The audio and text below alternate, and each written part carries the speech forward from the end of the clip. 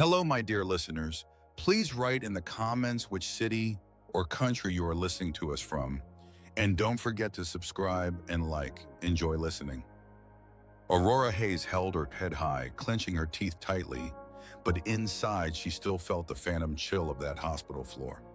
6 years had passed, but the smell of antiseptic still stung her nostrils whenever she closed her eyes. That day, when she was only 10 years old, her little world collapsed under the screams and pain coming from the next room. Not her screams, not her pain. It was the pain of her best friend, Lily, whose piercing, desperate cries still echoed in her memory.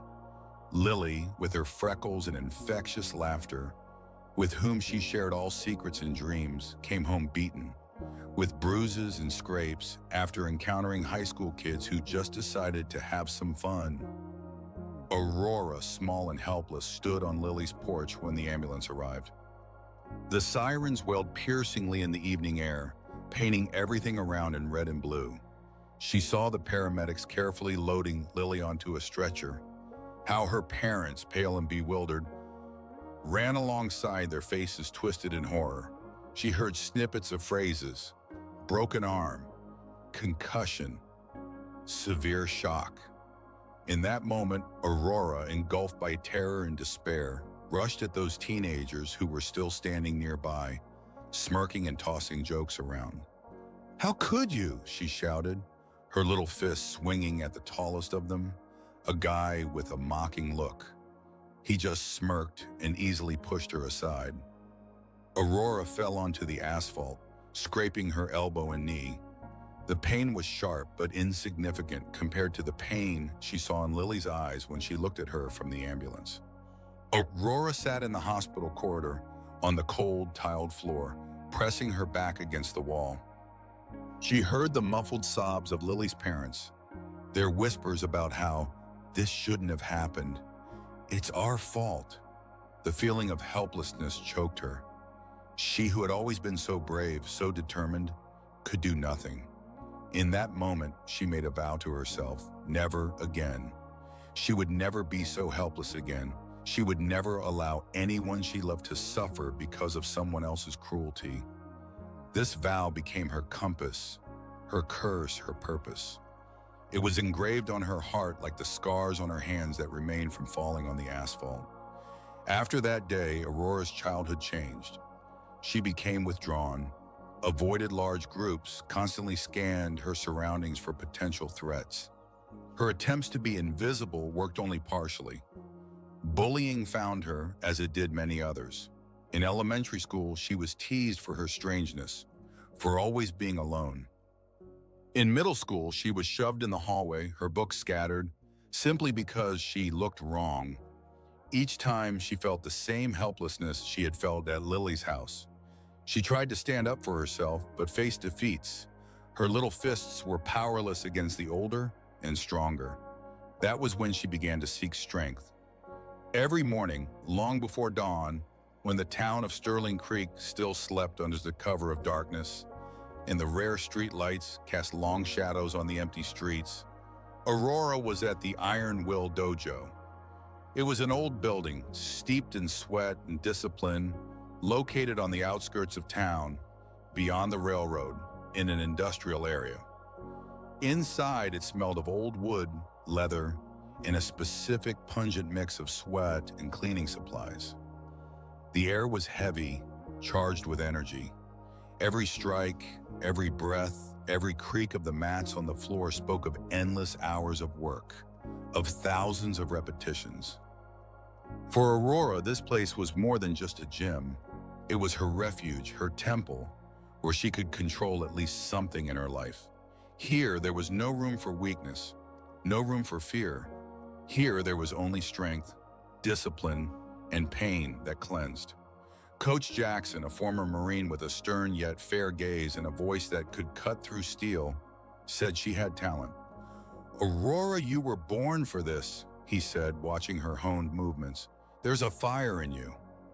But Aurora knew it wasn't talent, it was obsession. An obsession with control, strength, the ability to protect herself, and perhaps others. She trained until exhaustion, until her muscles trembled, until the world around her narrowed down to a single movement, a single strike. Her body was a tool, her mind cold and calculating. Sometimes she forgot about food, about sleep, about anything other than the next training session.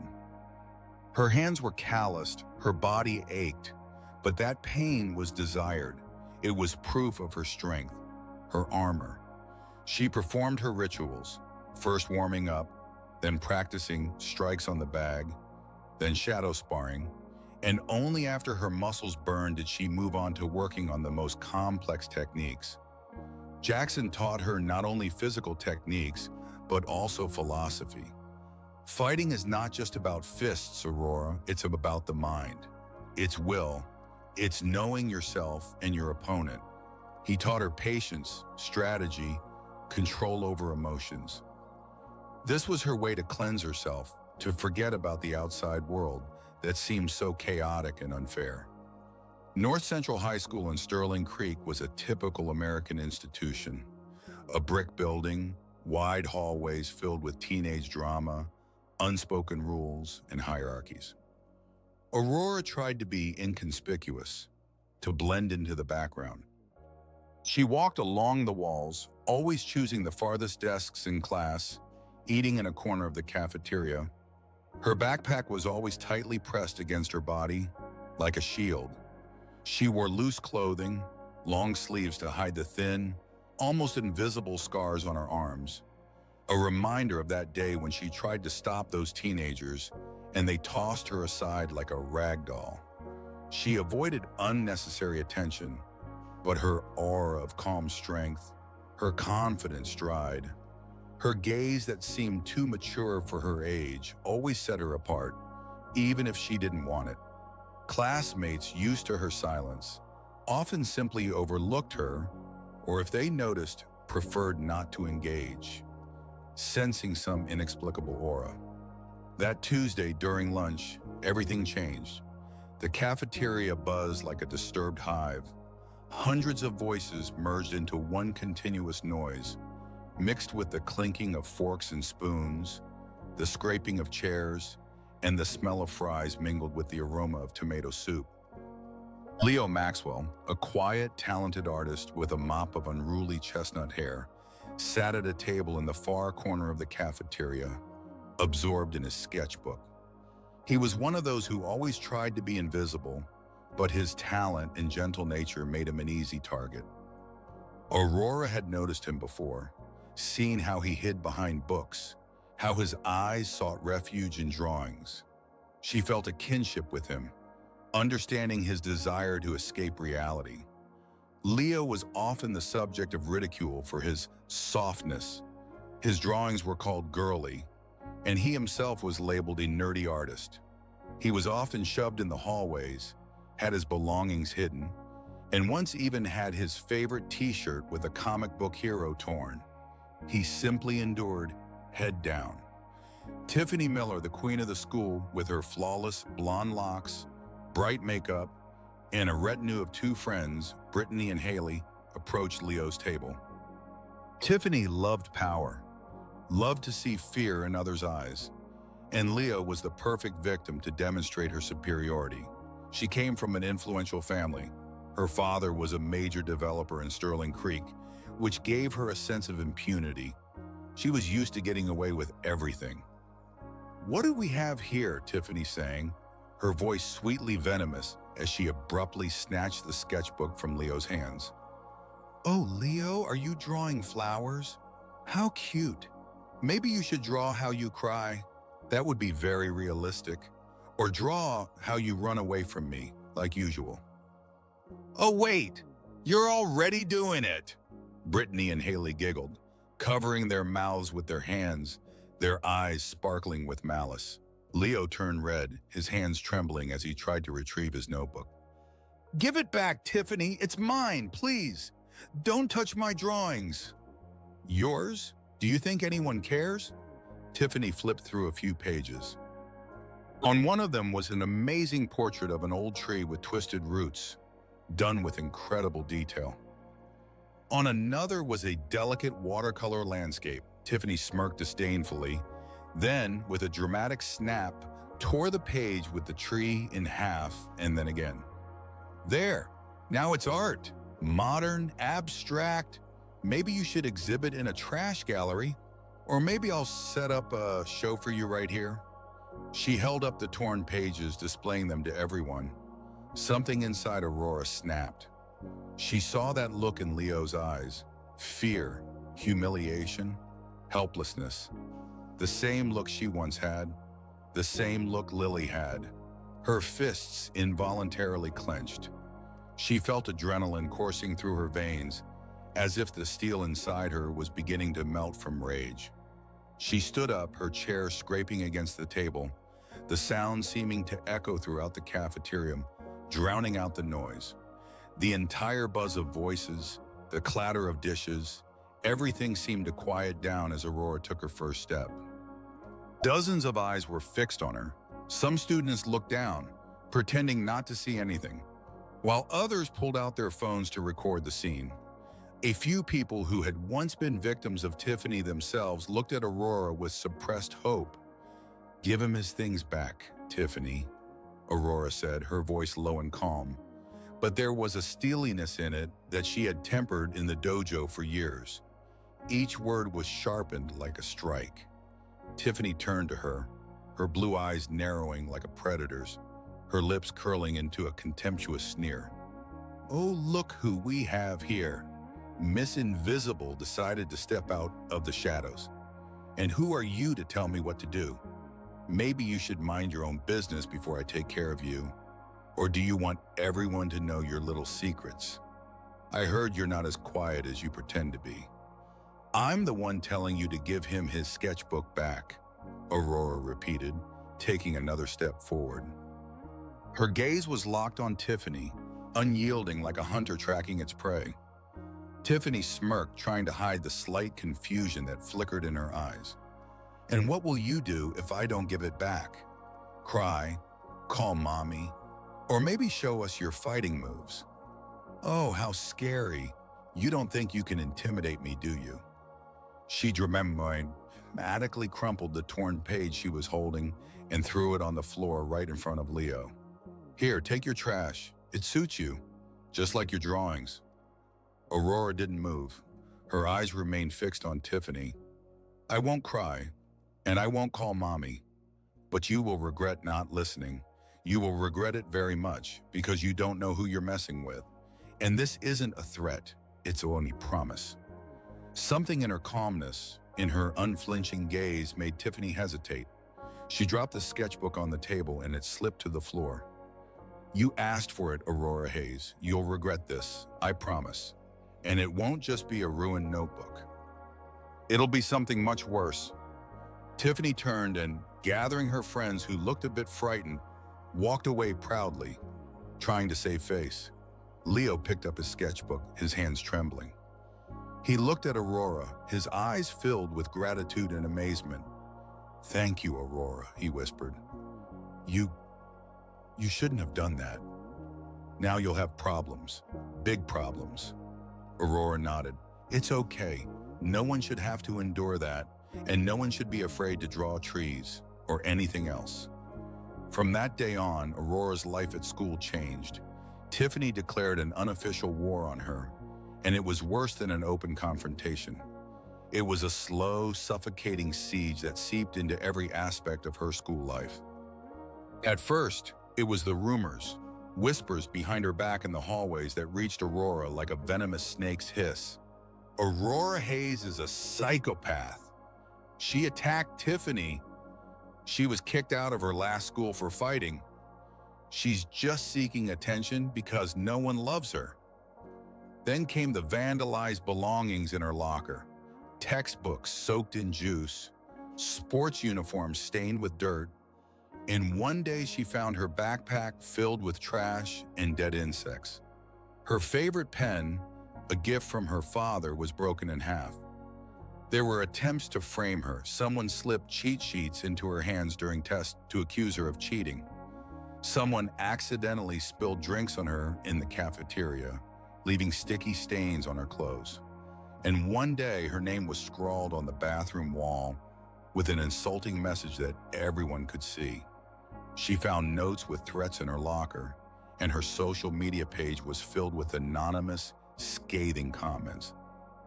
Aurora tried to ignore it, but the tension grew. She felt like a cornered animal, constantly bracing for the next blow. She was scared that her efforts to be invisible had failed, that she had become a target once again. But at the same time, a fury was growing inside her. Fury at Tiffany, at the system, at her own helplessness in childhood. She wouldn't let them break her. At night, she couldn't sleep, replaying the day's events in her mind, trying to find a way to fight back. She kept a journal where she wrote down her thoughts and feelings. It was her only way to vent without resorting to violence. The pages were filled with her anger, her despair, her determination. Sometimes she would just sit in her room, hugging her knees to her chest and cry quietly, feeling utterly alone. But then she would remember Lily, and her pain would turn into steely resolve. Other students reacted differently. Some, especially those who had suffered bullying themselves, began to look at Aurora with timid hope, as a savior. They saw in her the strength that they wished they had. They approached her when Tiffany wasn't around and whispered words of support. Others, fearing Tiffany, turned away, pretending not to notice, their eyes full of cowardice and shame. Some even recorded what was happening on their phones, turning someone else's pain into entertainment, into yet another viral video that they would later discuss in chats. One day after classes, as Aurora was heading to her locker to grab her books, Tiffany and her crew blocked her path. The hallway was almost empty, making the situation even more sinister. The sun was already setting and long shadows lay on the floor, creating a sense of impending threat. The air was heavy, foreboding conflict. "Well, what's up, Miss Defender?" Tiffany sneered, her eyes gleaming with malice. "You think you're so cool? Let's see how you look when your locker is filled with trash. Or when everyone finds out what you're really like. Maybe you can tell us why you get so twitchy when someone raises their voice. You must have some issues, huh?" Aurora looked at her, her face impenetrable, like a mask. "I don't want any trouble, Tiffany. Get out of my way. I have no secrets that concern you." "But I want trouble." Tiffany shoved her sharply in the shoulder, causing Aurora to nearly crash into the locker. "You think you can just humiliate me like that? I'll show you who's in charge here. You'll regret you were ever born. You'll regret you ever dared to defy me." Aurora, using instincts honed over the years, easily sidestepped, allowing Tiffany's momentum to carry her past.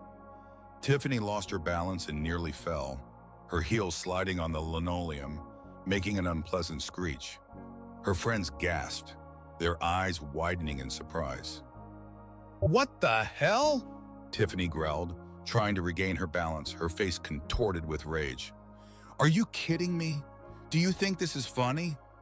"I told you I don't want any trouble," Aurora repeated, her voice as calm as the whisper of the wind, but there was a hidden threat in it, a steely resolve.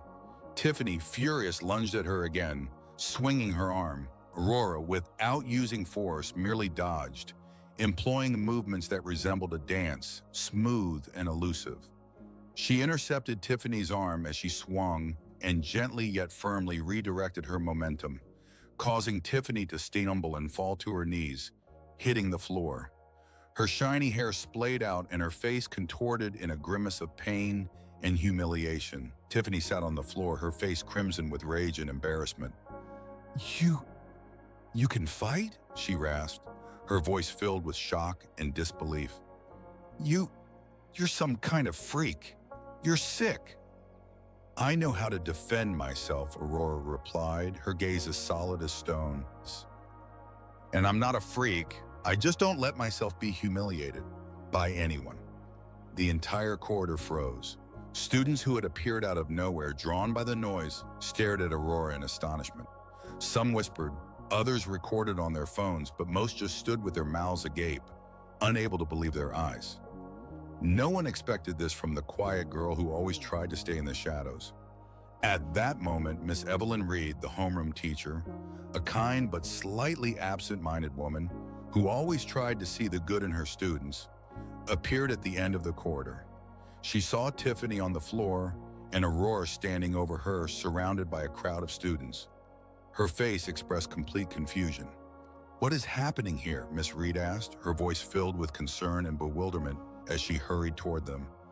"Tiffany, Aurora, what is this mess?" "Stop it immediately!" Tiffany immediately jumped up, her eyes filling with tears that seemed sincere, but Aurora knew it was just part of her act. She attacked me, Miss Reed. She pushed me. She hit me. I was just walking by and she jumped on me for no reason." She began to sob, dramatically covering her face with her hands. Aurora remained silent. She knew her words would change nothing. The system was against her. Tiffany's words always carried more weight. "Aurora, is that true?" Miss Reed asked, looking at her with confusion and disappointment. "I thought you were above this. I didn't expect this from you." "No, Miss Reed," Leo, who had run up to them, replied, his usually timid voice surprisingly firm and confident. "Tiffany started it. She pushed Aurora, and Aurora was just defending herself. I saw everything, and others did too." He pointed to the crowd of students, many of whom nodded in agreement, some even showing their phones with video recordings. Miss Reed sighed. She was aware of the issues with Tiffany, but this situation was new. She took both girls to the principal's office. Mr. Harrison, a tall, balding man with a stern, impenetrable face. He cared more about the school's reputation and its influential sponsors, like Tiffany's father, than about the well-being of the students. He was a man who preferred not to see problems unless they threatened his position. After long explanations that resembled an interrogation and threats of disciplinary action, Tiffany received a stern warning, while Aurora got a reprimand for participating in a conflict. Principal Harrison seemed clearly puzzled, but unwilling to delve into the essence of the matter. "We do not tolerate violence in this school, Miss Hayes," he said, looking at her over his glasses, his voice cold and detached. "Regardless of who started it, you should have just walked away. You should have reported it to a teacher. You should not have taken matters into your own hands." His words felt like a slap, highlighting the injustice of the system. The next day, Leo approached Aurora during lunch.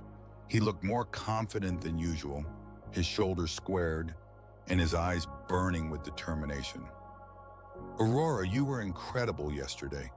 You could teach me. Well, you know how to defend myself. I'm tired of being a target. I am tired of being constantly humiliated for loving to draw. I want it to stop. I want to stand up for myself." Aurora looked at him. There was no fear in his eyes, only hope and determination. It was the same look she had when she decided to change her life. "It's not that simple, Leo. It takes years of training, discipline, sweat, and pain. It's not just fighting. It's a way of life. It's a change of mindset." "I am ready to learn," Leo said resolutely, his voice steady. "I am tired of being a target. I am tired of being afraid. I am ready for anything. I want to be strong, like you." Aurora hesitated. She had always kept her skills to herself, like a secret weapon. But Leo's gaze was so similar to her own when she was young. "All right," she finally said, "but it will be hard, very hard. No leniency and no excuses. Are you ready for that?" "Ready," Leo replied, nodding. Thus began their training. After school, when the sun started to set, painting the sky in orange and purple hues, they made their way to an old abandoned gym outside of town. It was a dusty, forgotten place where basketball might have once been played. Broken windows, peeling paint on the walls, the smell of dampness in old wood. But for them, it was the perfect place. There were no curious eyes, no judgmental stares. Here, they were free. Aurora showed Leo the basic movements, how to stand, how to breathe, how to use his body weight to evade a strike, how to block. Leo was awkward, his movements stiff, but he was persistent. He fell, got back up, fell again, but never gave up. "One more time, Leo, higher block, faster!" Aurora commanded, her voice strict but supportive. Leo was sweating, his muscles burning, but he kept going. One time when he fell again, Aurora reached out her hand. "You don't have to be perfect, Leo. You have to be persistent. That's the whole difference." Soon, Chloe Peterson, Aurora's classmate who had always been kind to her and possessed a sharp mind, joined them. Chloe was smart and observant, and she saw that Aurora was not just a fighter. She saw strength and justice in her. "I want to learn too," Chloe said. "Not to fight, but to feel more confident. To know that I can stand up for myself if I have to. I am tired of being seen as just a nerd that people can laugh at." Despite her sharp intellect, Chloe often became a target for mockery due to her love of science and her reluctance to engage in teenage nonsense. She was often shoved in the hallways, her textbooks hidden, and once even locked in a classroom. Her motivation was deeper than just physical protection. She wanted to gain inner strength so that her intelligence would not be her weakness. Aurora taught Chloe quick reactions, how to use her agility and wit. Then came Noah Jenkins, a tall, somewhat clumsy guy who was also often teased for his size and love of comics. He heard about Aurora's secret training from Leo and came, full of hope. I just want to stop being a walking target," he mumbled, blushing, his huge hands nervously fiddling with the edges of his t-shirt. "I don't want to hit anyone, but I want to be left alone. I am tired of being used." Noah was strong but didn't know how to use his strength. He was always the big nice guy who was easily manipulated. He was often asked to help with heavy things and then ridiculed. Aurora saw potential in him. She taught him to use his mass for blocks and grabs, turning his clumsiness into an advantage. Their small group grew, becoming something more than just a training club. It was a family. They joked, supported each other, shared their fears and hopes. Leo learned to balance. His movements became smoother, and his drawings, which he began bringing to training, became more confident. Noah, with his mass, learned to use his weight for blocks and grabs, his movements becoming more precise. Chloe practiced quick reactions. Her mind helped her anticipate movements, and she began to feel more confident. They laughed when someone fell, but always extended a helping hand. They created their own codes of behavior based on respect and protection of the weak. Meanwhile, Ethan Vance, a charismatic but troubled guy with tattoos on his forearms, who often hung out with the local street gang led by Victor Viper Thorne, began to show interest in Aurora.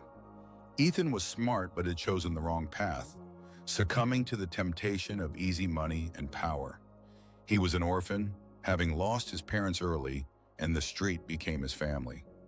Viper offered him protection and opportunities, and Ethan, desperate and lonely, agreed. He saw her strength, her coolness, and thought she could be useful to Viper, the man who instilled fear in half the city. Viper controlled small businesses, distributed drugs, and was involved in gambling. His name was whispered with caution. His presence caused panic. Ethan, though part of this world, felt it slowly but surely eating away at him from the inside. He saw how Viper broke lives, how he used fear and violence to control. He felt disgust for himself but didn't know how to escape. One day, Ethan approached Aurora after training as she was leaving the dojo, her face focused. "Hey Aurora, I heard you can stand up for yourself. And not just for yourself. My boss, Viper, is looking for people like you. Strong, fearless, you could earn well, very well. He can give you everything you want. Money, protection, respect." Aurora looked at him coldly, her eyes like ice. "I don't work for gangsters, Ethan, and I never will. My strength is not for oppressing others, it's for protection."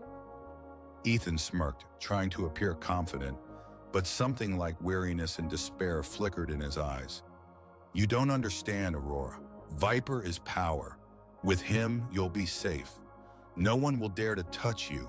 He can give you everything you want. And without him, you're just one of many who will obey. You'll be a victim. I'll take care of myself, Aurora replied, turning to leave. And I don't need respect bought with fear. I choose my path. The path of freedom. Think about it, Ethan shouted after her, his voice full of bitterness. In this city, there are only two types of people, those who obey and those who rule. Do you want to be a subordinate your whole life, or do you want to be on top? The choice is yours, but remember, Viper doesn't like being refused. Ethan's words made Aurora think. She knew the world wasn't black and white, and that the temptation of power was great. But her path was different. Her strength lay not in subjugating others, but in liberation. She didn't want to be Viper. She wanted to be stronger than Viper, but in her own way. At home, Aurora's relationship with her father, David Hayes, was strained like a taut string. David, a tall, strong man with tired eyes, worked as a builder.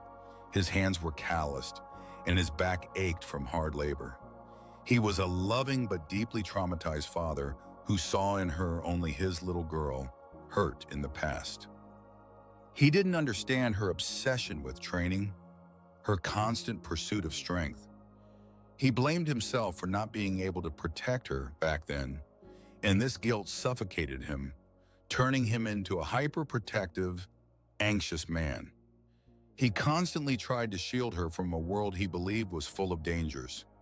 "Aurora, why are you so late?" he asked one evening when she returned from the dojo, her shirt soaked with sweat and her hair stuck to her forehead. "Were you at your training again? Maybe you should do something more normal, join a school club, go on dates like other girls your age. I worry about you. I just want you to be safe." His voice was full of concern and hidden despair. "Dad, you don't understand," Aurora replied, her voice tense, feeling the wall between them growing higher. "This isn't just training. It's what helps me feel safe. It's what helps me breathe. It's my protection. It's what keeps me from breaking." "But you are safe." "I'm here to protect you," David said, his voice filled with desperation, his eyes pleading for her to understand. He couldn't forget the day she came home beaten, with bruises and scrapes, after trying to stand up for Lily. He felt like the most useless father in the world.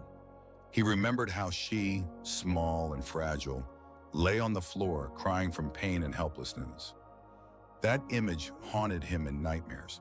He tried to make her quit training, offering her music or dance lessons instead. But Aurora just shook her head. "You can't always be there, Dad," Aurora whispered, and pain flickered in her eyes. That pain was too deep to share. She couldn't tell him what had happened, how she felt helpless, how she had been betrayed by those who were supposed to protect her. She couldn't say that his overprotectiveness, his constant worry, only intensified her feelings of guilt and loneliness. She felt trapped between his love and her desire for freedom, for self-defense. Meanwhile, Ethan was sinking deeper into the world of Viper. He saw how Viper manipulated people, how he used fear to control them. Ethan witnessed brutal reprisals, threats, and blackmail. He saw how Viper's people shattered lives, how they destroyed families, and it slowly but surely ate away at him from the inside. He began to realize that he had become part of what he despised. He had to get out before it was too late. He started drinking to numb his conscience, but it didn't help. The breaking point came when Ethan saw Viper threaten his younger sister, Sarah, a fragile, blonde 12-year-old girl who owed a small amount of money to one of his men due to a silly mistake. Sarah, crying, begged for mercy. Viper laughed, looking at Sarah's frightened face, his eyes cold and merciless. "Time's running out, girl. Tomorrow I'll come for what's mine. And if the money isn't there, I'll take something else, something very dear to you." Like your smile. Ethan realized that this man would stop at nothing. He couldn't allow his sister to become the next victim. This was the last straw. His own past, when he had been just as helpless as Sarah, resurfaced in his memory. He remembered Aurora, her calm strength, her refusal to submit. He knew she was the only one who could help him because she was the only one not afraid of Viper. Ethan found Aurora after school as she was leaving the dojo, her face focused. He looked pale and scared, his hands trembling, and his eyes filled with despair. "Aurora, I need your help, please. I don't know who else to turn to. I'm desperate." Aurora looked at him with disbelief, but in his eyes, she saw true fear and desperation. "What happened, Ethan? You look like you've seen a ghost. What did Viper do?" "Viper? He's gone too far. He's threatening my sister, Sarah," Ethan gasped, each word coming out with difficulty. "He said that if she doesn't return the money by tomorrow, he'll do to her what he did to others. I can't let that happen. I can't let him break her like he broke so many others. I can't be part of this anymore." He took a deep breath, trying to calm himself. "And also, I know that Tiffany is planning something. She wants to publicly humiliate you. At the school dance this Saturday, she's going to slip something into your drink and film it. And Viper, he promised her help if she takes care of you. He wants you to work for him. He thinks you're going to become his new asset, his new toy. He wants to break you." Aurora felt her heart clench with rage. This was not just bullying. This was an attempt to break her, to subjugate her, to turn her into a tool. What exactly is she planning to slip in? "Some kind of sleeping pill," Ethan replied, "to make you look crazy. So everyone laughs at you, so you lose everything, so you look pathetic and helpless. She wants you to feel the same way Leo does." "Thank you, Ethan," Aurora said, her voice as firm as steel. "You did the right thing by coming to me. You saved your sister, and maybe yourself. You took the first step toward freedom." "I know," Ethan whispered, his eyes filled with relief. "I just want Sarah to be safe, and I want to get out of this forever. I can't be a part of this anymore. I want to be better." Aurora told everything to her friends, Leo, Chloe, and Noah. They were shocked, their faces pale. Leo clenched his fists, Chloe covered her mouth with her hand, Noah frowned, his usually cheerful face turned serious. "We have to do something," Leo said, his normally shy voice full of determination. "We can't let them do this. It's too dangerous. It's unfair." "But how?" Chloe asked, her brows furrowed. "It's Tiffany, and Viper is involved. It's dangerous. We can't just go against them. They have too much power." "We won't fight," Aurora said, her gaze steady. "We'll be smarter. We'll expose them. We'll show everyone who they really are. We'll use their own weapon against them. We'll bring them to light." They gathered in the old gym, their faces illuminated by the dim light of lanterns filtering through broken windows. It was a real brainstorming session. Everyone contributed.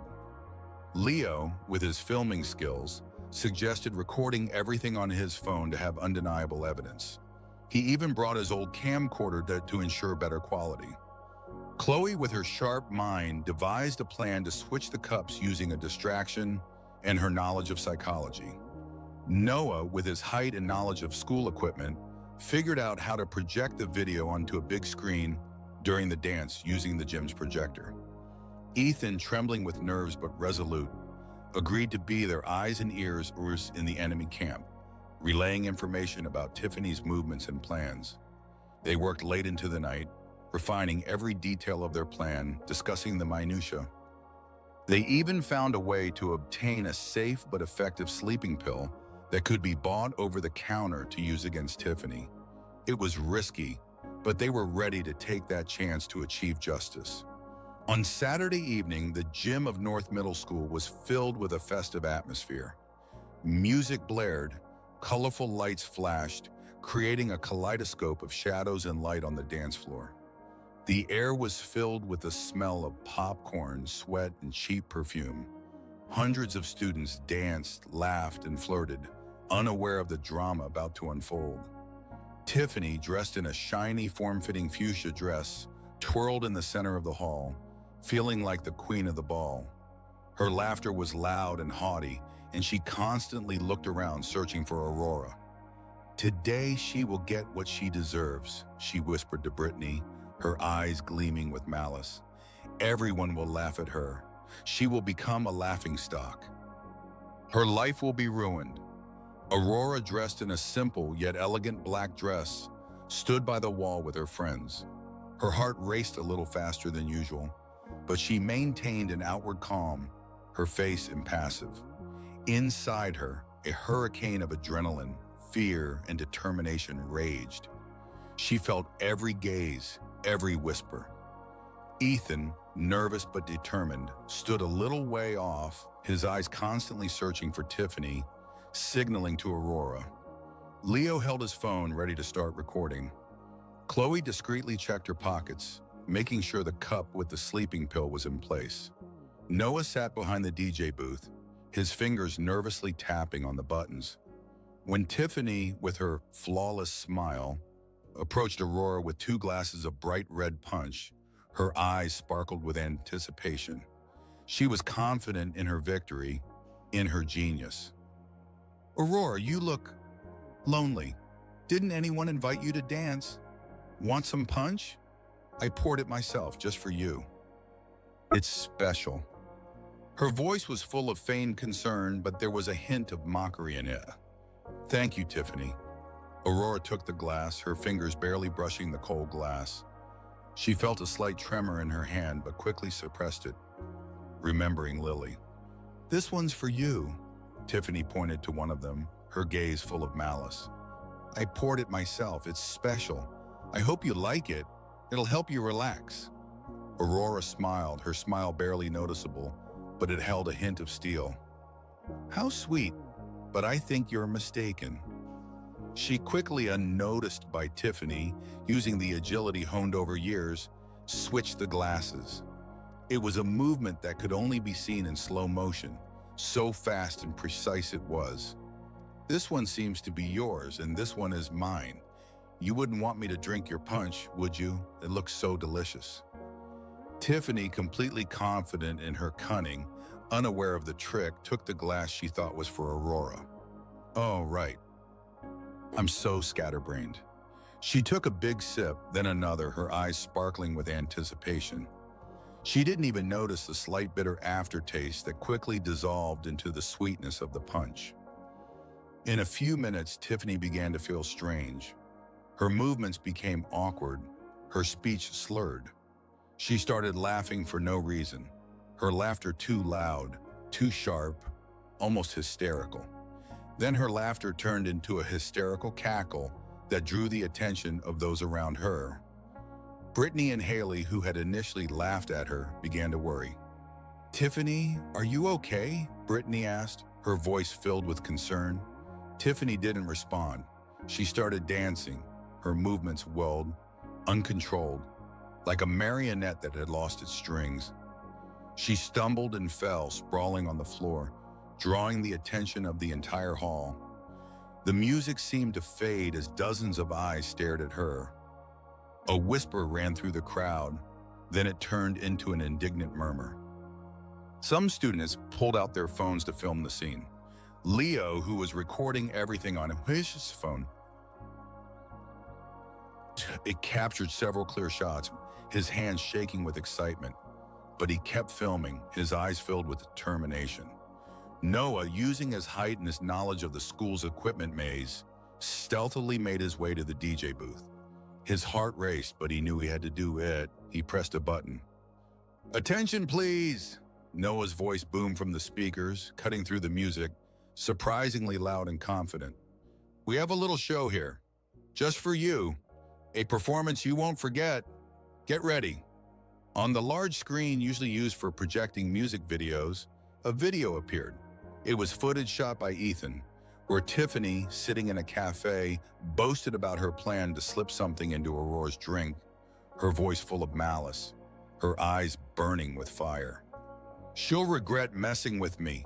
Everyone will laugh at her. She'll become a laughingstock. Her life will be ruined. The Viper will be pleased." Then the footage shifted to the current situation. Tiffany, convulsing on the floor, her face distorted, her eyes wandering, drool spilling from her mouth. It was a horrific sight.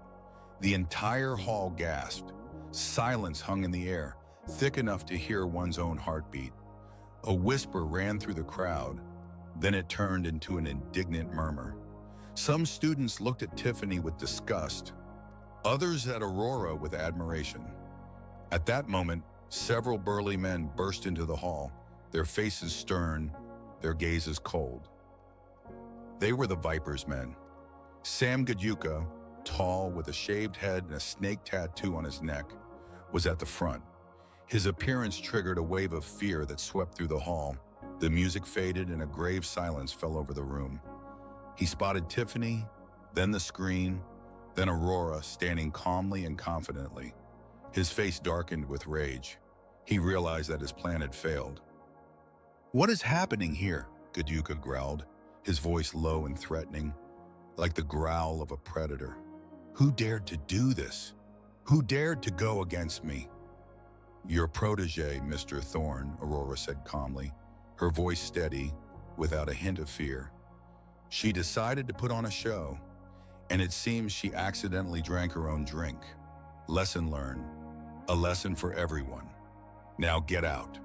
Gadyuka looked at Ethan, who stood next to Aurora, his face pale but holding firm. You betrayed me, Ethan? You will regret this. You know what happens to traitors. I will find you." "I can't be part of this, Gadyuka," Ethan replied, his voice trembling. But he stood his ground, his eyes filled with determination. "My sister, she doesn't deserve this. No one does. I will no longer be your puppet. I choose a different path." Gadyuka stepped toward Ethan, his hand reaching for his pocket, but Aurora stepped between them, her gaze unwavering. "Step back, Thorne. This is a school dance, and you are an unwelcome guest here. Leave immediately." "You will regret this, girl," Gadyuka hissed, his eyes burning with malice. "You don't know who you are dealing with. I will find you, and then you will regret every word. I will break you." "I have already regretted," Aurora replied, her gaze as firm as steel. "But I won't anymore. I control my life now, and you can't change that. You will no longer control anyone here." At that moment, Principal Harrison and Miss Reed entered the hall, summoned by the noise and the appearance of unfamiliar men. They saw Gadyuka and his men, as well as Tiffany, who was already being revived by Brittany and Haley. Principal Harrison, upon seeing Gadyuka, paled but composed himself, recalling the school's reputation. "Mr. Thorne, what are you doing here?" Principal Harrison asked sternly, his voice filled with indignation, but there was a hint of fear in it. "This is a private event. I ask you to leave immediately. Otherwise, I will call the police. This is a threat to public order." Gadyuka, realizing that his plan had failed and he was in an awkward position, retreated. "This is a misunderstanding, Principal. We just came to pick someone up." He pointed at Ethan. "Ethan Vance stays here," Miss Reed said, her voice surprisingly firm, feeling a surge of courage as she saw the students looking at her with hope. "You have no right to take him. Now please leave, all of you, immediately." Gadyuka shot Aurora one last threatening glance, full of hatred and humiliation, and turned to leave with his men. His defeat was evident, and he felt humiliated in front of everyone. He muttered something unintelligible, but his words were full of promises of revenge that dissolved into the night air. Tiffany was suspended indefinitely, and then, under pressure from parents and the public, transferred to another school in another city.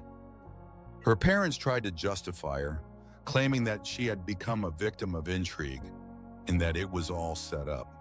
But the video footage was undeniable evidence. Her friends, Brittany and Haley, lost their queen and became much quieter. Their influence in the school diminished. They no longer laughed so loudly, no longer looked down on others, their faces filled with fear. Aurora's story, her courage, and her victory over bullying quickly spread throughout the school and then the entire city.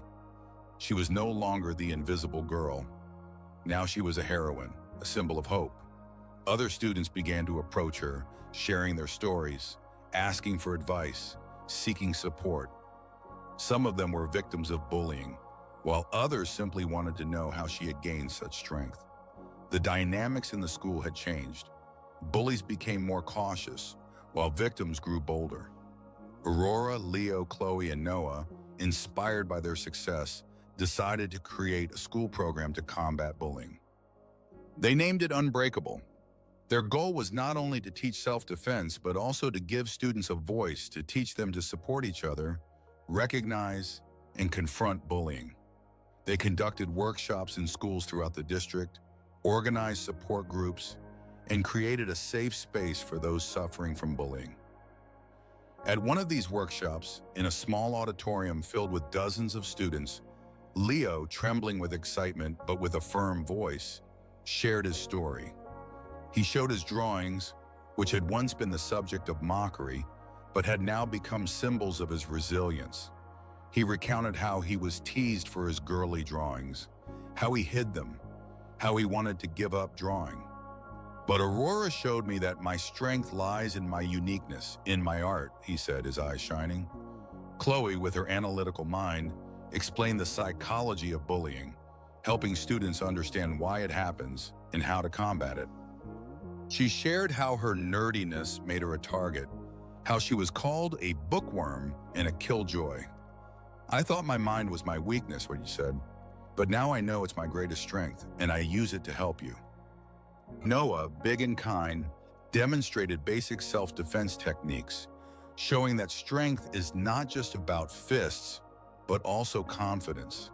He talked about how he was used because of his physical strength, how he couldn't say no, how he felt foolish.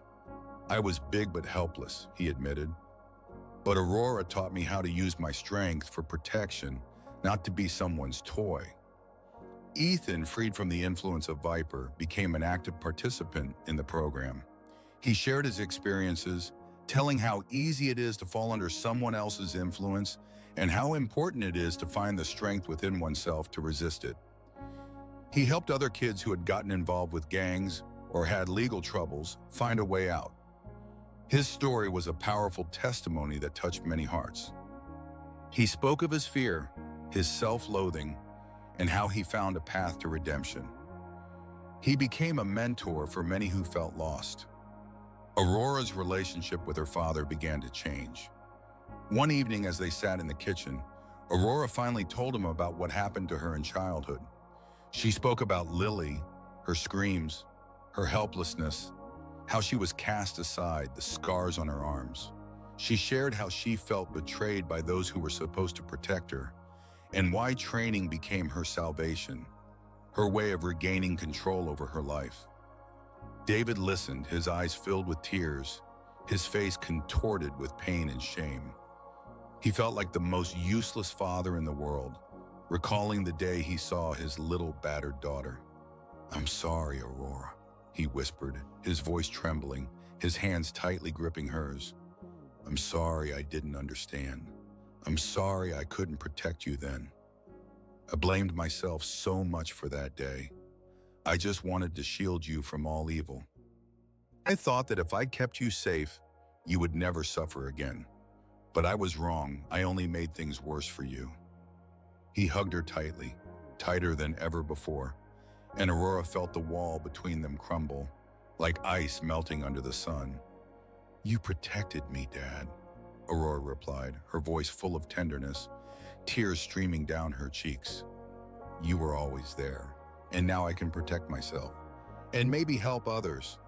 That is my strength, and your love gave me that strength. You have always been my anchor." The Unbreakable program became incredibly successful. They conducted workshops in schools throughout the district, organized support groups, and created a safe space for those suffering from bullying. They even began collaborating with the local police to hold lectures on cyberbullying and its consequences. Aurora, Leo, Chloe, Noah, and Ethan became symbols of change. They proved that one person possessing courage can change the world around them, inspiring others to fight for justice. They were not just students, they were warriors, fighting not with fists, but with the strength of spirit, compassion, and an unwavering belief that everyone deserves to be safe and heard. Their story became a legend in Sterling Creek, and this was only the beginning. They continued their work, knowing that the fight for justice never ends, but they were ready for it. And although the Viper no longer appeared at school, his shadow still lingered over the town, reminding everyone that evil will always find a way to manifest itself. But now the unyielding were prepared.